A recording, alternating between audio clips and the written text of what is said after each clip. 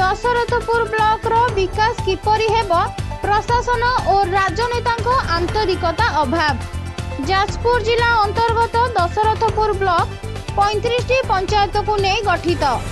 सेथि मध्यरु 20टी पंचायत विधायिका सुजाता साहू को जाजपुर निर्वाचन मंडली रे थिबा बेले अन्य 15टी पंचायत बिंझारपुर निर्वाचन मंडली रो विधायिका तथा पूर्वतन मंत्री प्रमीला मल्लिकों निर्वाचन मंडली रे रहिछि।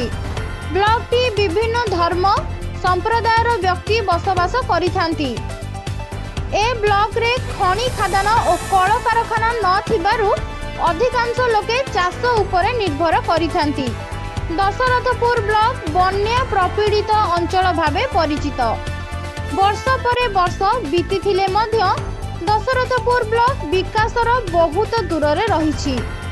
ब्लॉक उन्नयन अधिकारी आकाश पट्टनायक दायित्व थिबा बेले तांको पुणी पड़ोसी ब्लॉक रा बिंझारपुर अतिरिक्त दायित्व भार से तुलाउछंती।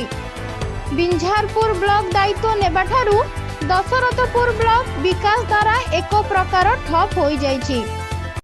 श्रीजुक्त पट्टनायक सरकारी बासगृह मिलिथिबा बेले सेठारे न रही ब्लॉक ठारू 10 किलोमीटर दूर जाजपुर ठारे घर भड़ा नहीं रहुचंती। जनसाधारण कौनसी कार्य करने आसिले प्राय अधिकांश समय वीडियो अनुपस्थित रहुथुबा देखिबाकू मिलिछि।